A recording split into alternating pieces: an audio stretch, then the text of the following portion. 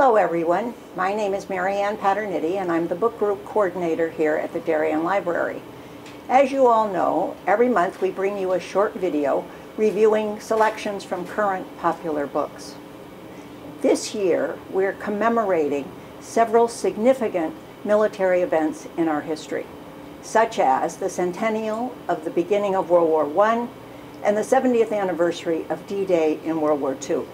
So we are focusing our review this month on books about war. To do this, we've invited Alan Gray, the director of the Darien Library, and a Marine Corps veteran who served in Vietnam, to share with us his 5 favorite books about World War II. With Alan's unique perspective of having experienced war and his long exposure to family members who served in the military, he brings us a unique point of view. Thanks, Alan, so much for joining us this morning. Thank you for having me and asking me to talk about it. I would say that not just family members who served in the war. My mother was in Hawaii at the beginning of World War II and saw Pearl Harbor attacked. My father was a naval officer who served in World War II and died. My adoptive father served in submarines there. 2 of my brothers served in the military, and my son served in the Marines in Afghanistan and Iraq. But World War II is really unique. It was truly a worldwide war, and like every war, it teaches the best and worst about people. And I think the parts of the books that I like the most about World War II are about people. The first book that I'd like to talk about is Empire of the Sun by J.G. Ballard. The book and the movie that was made from it by Steven Spielberg are remarkable. J.G. Ballard was a remarkably good writer, English, and the book Empire of the Sun really bears on his experience as an 11-year-old, I believe, who was in Shanghai at the beginning of World War II. He was separated from his parents and all of the caregivers in his family, and was in prison camps there and in Japan during the war. He, for example, saw the atomic bomb that exploded over Nagasaki, and the book is about the experiences of a boy who, in a way, looked to his captors as protectors and guardians, loved the war and the machines of the war, but saw horror, to which he was embedded in it but had to find some distance, and it's a remarkably great portrayal of the way that a person can overcome what is all around him. It's a fantastic book and a great movie.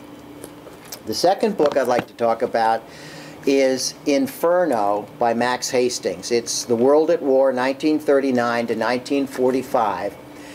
Max Hastings is a British historian who's written a number of books about World War II. This is a distillation of them because he takes the war from the beginning to the end, but the way that he does it, and he goes through the major battles and the major theaters of war, but he does it by concentrating on the people from generals to civilians who were at risk in the war, to privates and mainline soldiers. And he tells the story of the Pacific Theater, the Atlantic and European wars, the South Asian War, and he puts them all in a wonderful perspective. So if you know about World War II, you'll get a new sense of it from then.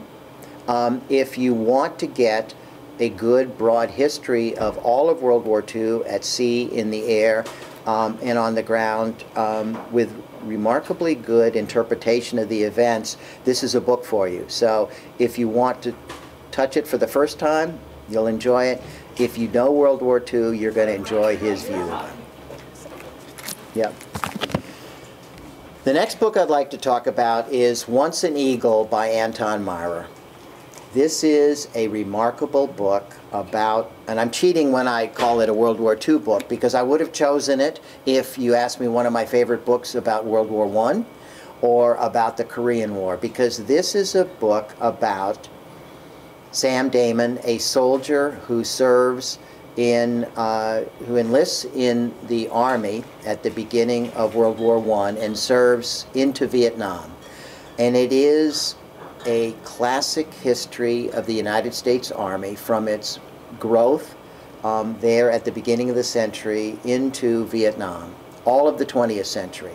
And Sam Damon is a boy from the Midwest who becomes a general. He is a soldier's general and a fighter. But the book is regarded by the Army as a remarkably good history of what the Army is, should be, and sometimes shouldn't be. And it's called upon for reading by every officer in the Army. I mean, and the introduction to this one is by General Norman Schwarzkopf, who led the Army in Iraq, and he calls it a classic novel of war and warriors. Sam Damon doesn't preach it, he lives his values, and they are universal and not only military. Anton Myrer has written a number of good works. This is his definitive work. And anyone who wants to understand people and war, the risks and the attraction, will find this a very interesting book. Battle Cry by Leon Uris is every Marine's favorite book about World War II. I was a Marine, I love World War II, and I am not exempt from that group. Leon Uris, this is about his first novel, and it has its weaknesses. Its character development is a little staged. He wrote some other books that were much more successful in terms of appreciation for their literature.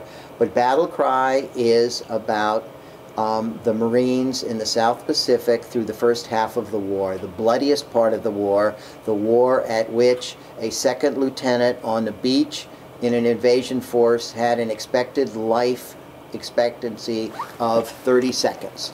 That someone once said that if you don't think that human nature can be changed, think about the Marines who took boys off of farms and in 8 weeks taught them to run up a beach to their almost certain death.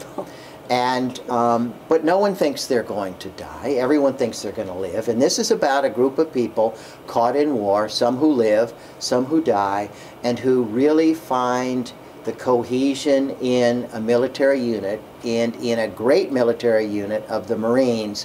And Battle Cry is a great title for it because it is about crying and tears, but it's also the cry of victory. And if you want to think about what it was like for an insider to have done it, this is a wonderful book. And then I want to finish with The Two Ocean War by Samuel Eliot Morison. And Samuel Eliot Morison is one of the 2 or 3 greatest American historians of the 20th century.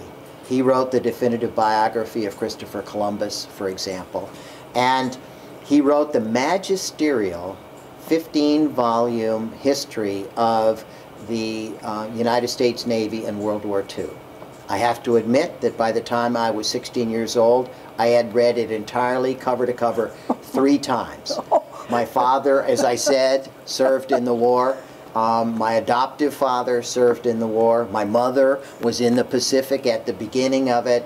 And I have been fascinated by the United States Navy in World War II. Max Hastings, in his book, makes the statement, and I think no one would disagree with it, that the United States Navy in World War II was the most successful, powerful military unit in all of history. They fought all over the world. They fought more successfully than anyone else. They completely annihilated their opposition. This is, The Two Ocean War is a distillation of Samuel Eliot Morison's 15-volume history of World War II. So you don't have to go through all 15 volumes to get the history of it. But if you want to understand how an organization works in really difficult circumstances, or if you want to understand how the United States Navy is these days the most appreciated military unit in the United States, then reading The Two Ocean War will give you a sense of the remarkable things that the United States Navy did in World War II. So, 5 books about the United States and World War II. There are many, many others, of course, from the German side, from the British side, from the Japanese side. They're written about unique parts of the world in which people engaged, fought, died, learned, and survived. But these are my favorites, and I'm glad to have brought them to you.